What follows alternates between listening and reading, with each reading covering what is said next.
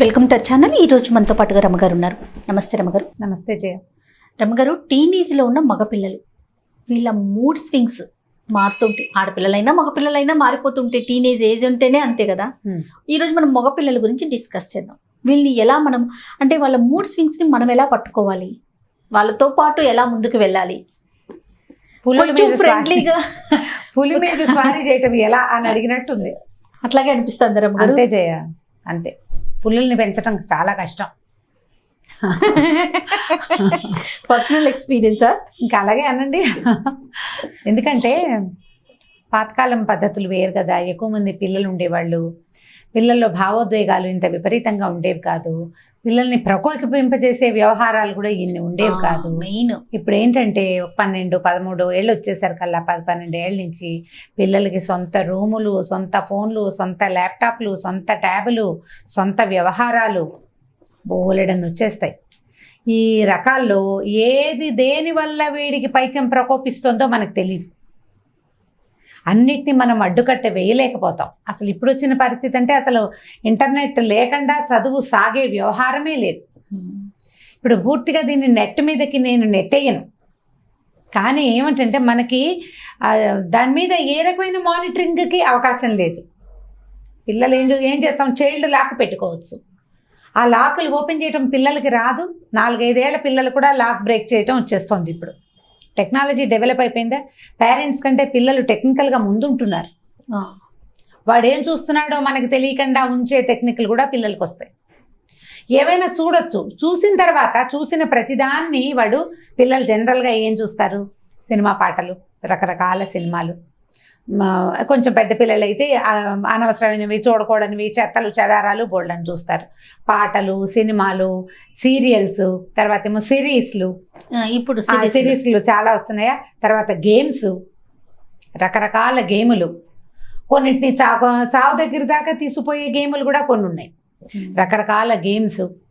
వీటన్నిటితో పాటు కొత్త కొత్త వస్తువులు, కొత్త కొత్త గ్యాడ్జెట్స్, బట్టలు, షూస్, రకరకాలు ఐబ్రోస్ షేప్ చేసుకోవడం దగ్గర నుంచి మగపిల్లలు కూడా కావాల్సిందే.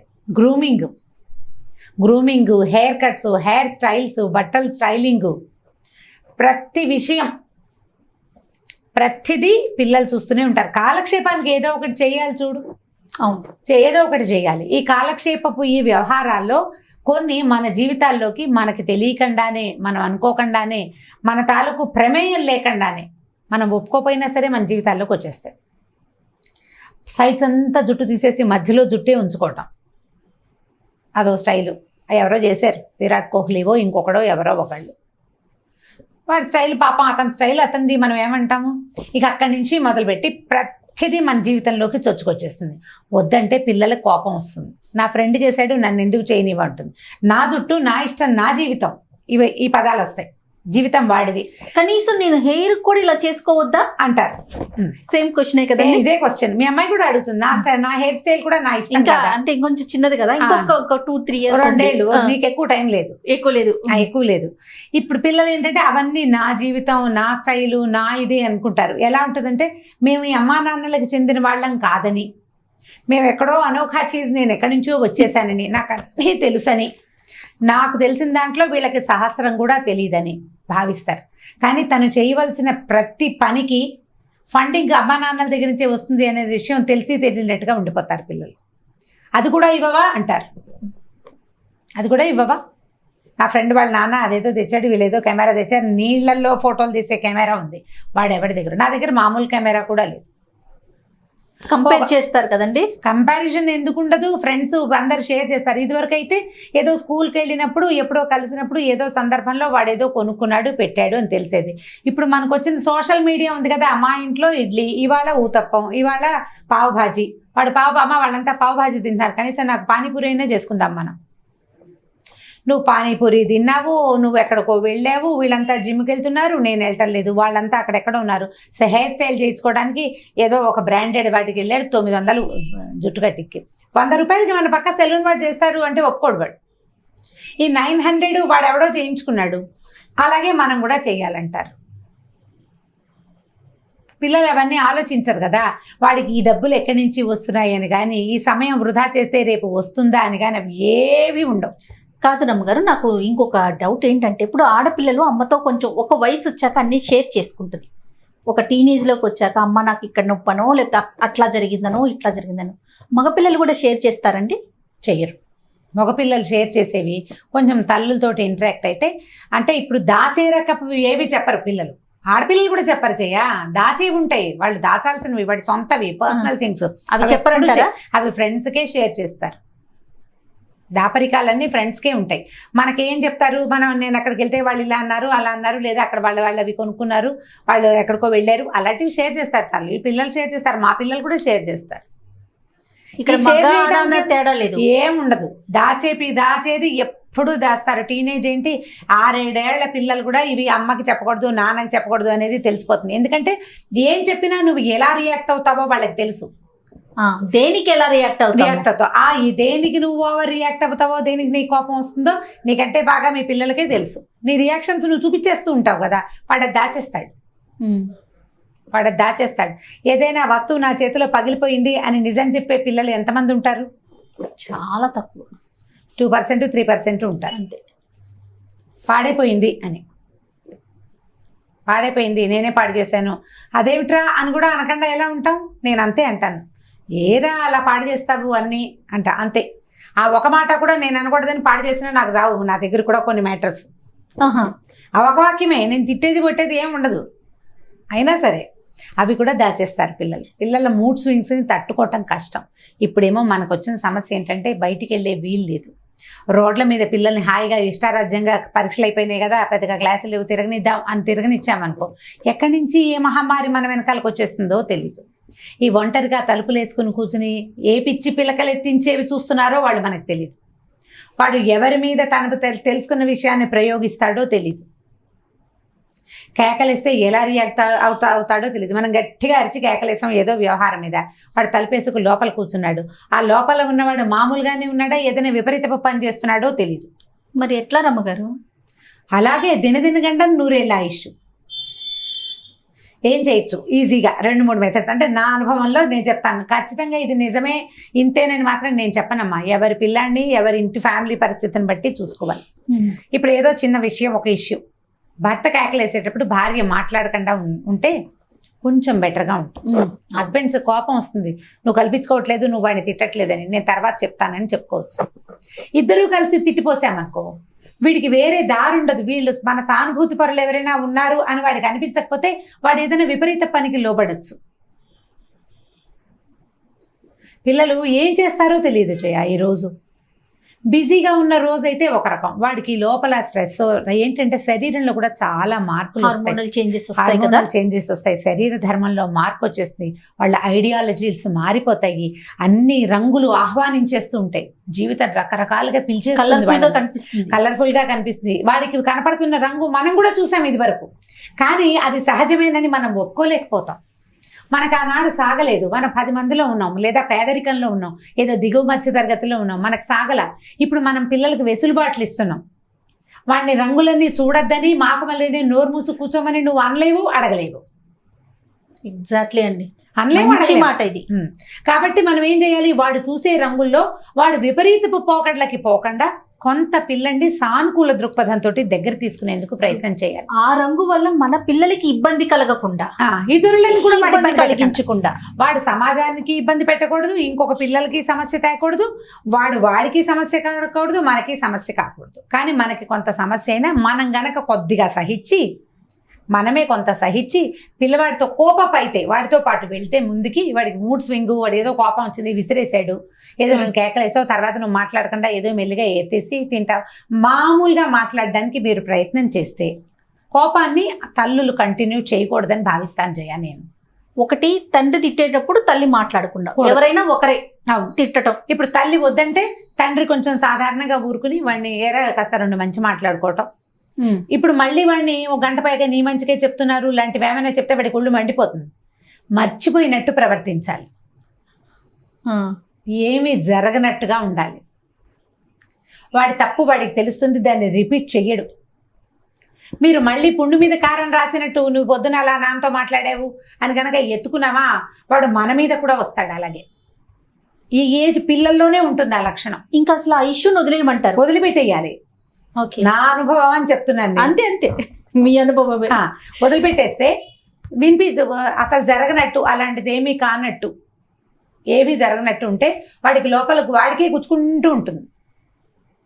చెయ్యడు. ఇంకా నువ్వు గుర్తు చేసేవా, చేసి తీరతాడు. మళ్ళీ ఆయన మీద కోపం వచ్చేస్తుంది. ఆయన మీద కోపం వస్తుంది, నీ మీద. ఇంతకుముందు నాన్న తిట్టినా అమ్మ ఏమీ అనలేదులే అన్న ఫీలింగ్ చూసావా, అది పోయి ఈవిడ నాకు శత్రువేని అనిపిస్తుంది.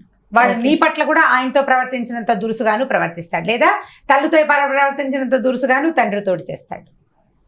ఎవరైనా ఒకళ్ళు పిల్లడికి సలహా చెప్తున్నారు అనుకుందాం, మన ఇంటికి వచ్చిన వాళ్ళు, మనం వినపడినట్టుగా ఉండిపోవాలి.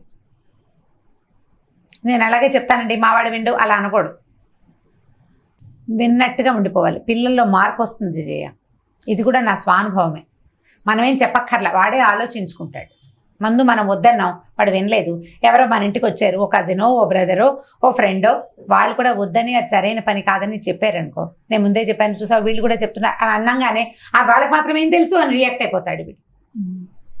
నిశ్శబ్దంగా ఊరుకోవాలి. చాలా చోట్ల పిల్లల మూడ్ స్వింగ్స్లో నిశ్శబ్దం పనిచేస్తుంది. ముఖ్యంగా టీనేజ్ పిల్లలు. మగ పిల్లల దగ్గర ఏంటంటే వాడు ఒక మరీ విపరీతపు ధోరణిలోకి వెళ్తున్నాడేమో గమనించుకోండి. పిల్లల్ని ఒంటరిగా వదిలిపెట్టద్దు. ఎవరింట్లో ఉన్న స్లీప్ ఓవర్స్కి వాటికి పంపద్దు. పంపించాల్సే వస్తే మన ఇంట్లో ఉన్న ఇద్దరు పిల్లల్ని పంపటము, కొద్దిగా వీడు మూడ్ ఆఫ్గా ఉన్నాడని అవతల ఇంట్లో తెలియజేయటము. ఇప్పుడైతే స్లీప్ ఓవర్స్ లేవు, తక్కువే. ఎవరిళ్ళకి పిల్లలు వెళ్ళటం లేదు కదా. కొంచెం సానుకూల దృక్పథంతో వెళ్ళాలి. మరీ మసాలాలు గిసాలాలు ఎక్కువ వేసేసి చాలా మంచి ఉద్వేగభరితమైన భోజనాన్ని అందించకుండా కొంచెం సాత్విక ఆహారం చేయటం, పిల్లల ఛాయిస్ని అనుసరించి ఫుడ్ అట్లాంటివి చేయటం, పిల్లల్ని ఎక్సర్సైజ్ చేయడానికి ఎంకరేజ్ చేయటం. జిమ్ములకి వెళ్ళే వాళ్ళు ఎలాగో ఉన్నారులేండి, వాళ్ళకి మనం చెప్పగలిగేది ఏం లేదు. అవి చేయటం, ఇలాంటివి ఏదైనా ఎంకరేజ్ చేయటం. ఫ్యామిలీ థింగ్స్ చెప్పటం పిల్లలకి. చిన్నప్పుడు ఇలా అయింది, మా వాళ్ళు అలా చేస్తారు, ఇలా చేస్తారు. ఎవరి మీదైనా కోపాలు అవి ఉంటే అవి పిల్లల దగ్గర ప్రదర్శించద్దు. టీనేజ్ పిల్లలకి చెప్పకూడదు, వాళ్ళు గుర్తుపెట్టుకుంటారు బాగా. చిన్న పిల్లలే గుర్తు పెట్టుకుంటున్నారండి, టీనేజ్ పిల్లలు గుర్తుపెట్టుకోరా. ఇలా కొంచెం మనం జాగ్రత్తగా, ఏదో అప్పుడు జరిగింది, నా కాలేజీలో జరిగింది, నేను చదువుకునేటప్పుడు, తాత చిన్నప్పుడు, మా ముత్తాత గారు ఊళ్ళోట అని ఏదైనా ఒక విషయం చెప్పటం. మాట్లాడుతూ పిల్లల్ని మన వైపుకి తిప్పుకోవటం. వీటన్నిటికీ మాట్లాడడం, నిశ్శబ్దం ఎంత హెల్ప్ చేస్తుందో మాట్లాడడం అంత హెల్ప్ చేస్తుంది. మాట్లాడడం మళ్ళీ నువ్వు నేను నీ గురించి నా గురించి మాట్లాడకూడదు, ఎవరో ఎక్కడో ఏమిటో సమెక్స్ అంతే.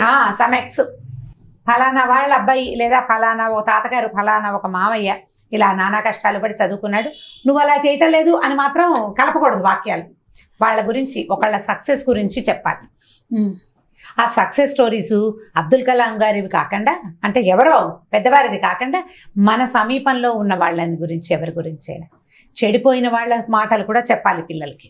అవునా రమ్మగారు? చెప్పాలి. అలా చెయ్యొద్దు అని అనకూడదు, చెప్పి వదిలేయటం అంతే. వాడు ఏమిటోరా అట్లా ప్రవర్తించాడు, ఎలా ఎవరైనా అట్లా చేస్తారా?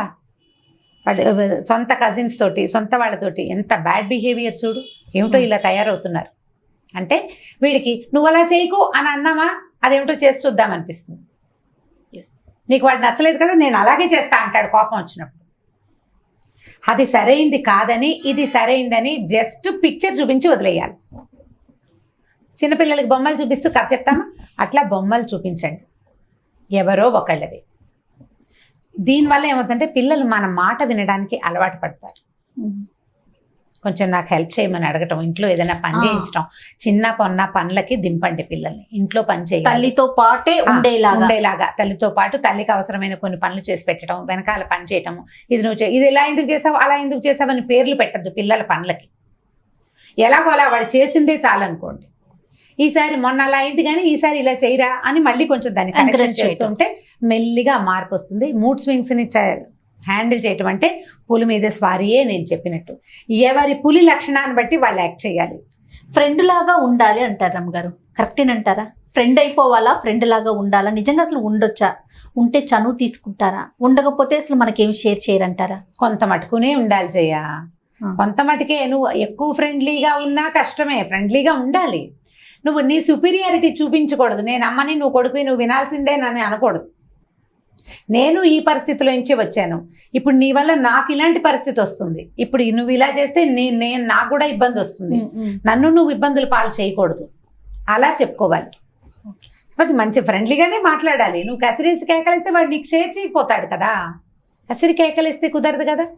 ట్రై చెయ్య, ఇవన్నీ కూడా ట్రయల్ అండ్ ఎర్రరే చేయ ప్రతిదీను, ఎవరికి వారికి అర్థమవుతుంది. ఇది ఒక మార్గం, ఇలాంటిది ఒక పద్ధతి, ఇలా ట్రై చేసి చూడండి, కుదిరిన వాళ్ళకి కుదురుతుంది. అందులో ఎవరి అమెండ్మెంట్స్ మనం మార్చుకోవాలి మన విధానాన్ని. నేను చెప్పే కదా, ఎవరి పులికి ఏది ఇష్టమైతే ఆ ప్రకారంగా ఇవ్వాలన్నమాట. కానీ రమ్మగారు ఒక 20th లోకి పడినాక కొంచెం సర్దుకుంటారు కదండి, వచ్చేసరికి సర్దుకుంటారు. ఎందుకంటే అప్పటికి చదువు బరువు పెరుగుతుంది, తనతో పాటు ఉన్న వాళ్ళు చాలా మంది సెటిల్ అవుతూ ఉంటారు, డబ్బు అవసరాలు అవన్నీ అర్థమవుతాయి, వీళ్ళని అడగకూడదు వీళ్ళని అడగాలి అనేది తెలుస్తుంది, నాది నేను అవన్నీ మెల్లిగా వస్తాయి. 20-22 వచ్చేసరికల్లా ఎంతో కొంత, చాలా బుద్ధి వచ్చేది కానీ కొంత బుద్ధి వస్తుంది. కొన్ని ఈ తిక్కలు అవి తీరుతాయి. గుడ్ కంపెనీ ఒకటి కావాలి జయ. పిల్లలకి మంచి కంపెనీ ఉండాలని కోరుకోవాలి మనం. వాళ్ళకి మంచి కంపెనీ ఉండాలి, ఫ్రెండ్స్ సరైన వాళ్ళు ఉండాలి, సరైన స్నేహితులు ఉండాలి. ఆ స్నేహాలు అవి మనం వాటిని మానిటర్ చేయలేము, మనం ప్రార్థించడమే మనం ఈ విషయంలో చేయగలిగేది. ఒకవేళ ఎక్కడైనా మనకు అందిందనుకో, ఇలాంటి స్నేహాలు ఉంటే ఇలా పాడవుతాము అనేది ఎవరి గురించి అయినా చెప్తూ ఉండాలి. నువ్వు అన్నావా చచ్చమే, ఇక వెంటబడవు అన్నమాట, నువ్వు అనకూడదు. ఎప్పుడు ఎవరి సమస్య గురించే మాట్లాడుకుంటూ ఉండాలి మనతే, అంతే. గారు మీ అనుభవాలు చాలా బాగున్నాయి. మీరు అన్నట్లుగా ఎవరి ఇంట్లో పరిస్థితులను బట్టి వాళ్ళు, అంతే కదండి, వాళ్ళ పిల్లల మనస్తత్వాలను బట్టి, పిల్లలు పెద్దల మనస్తత్వాలు కూడా ఉంటాయి కదా. మిగిలిన వాళ్ళు కూడా కోపప్ చేయాలి కదా, ఈ వ్యవహారంలో వాళ్ళు కూడా మనతో సానుకూల దృక్పథంతో వ్యవహరించాలి కొంత. అదే రైట్ రమ్మగారు. ఓకే, నమస్తే. ఈ వీడియో కనుక మీకు నచ్చినట్లయితే లైక్ చేయండి, షేర్ చేయండి. మరిన్ని వీడియోస్ కోసం మా ఛానల్ని సబ్స్క్రైబ్ చేసుకోండి.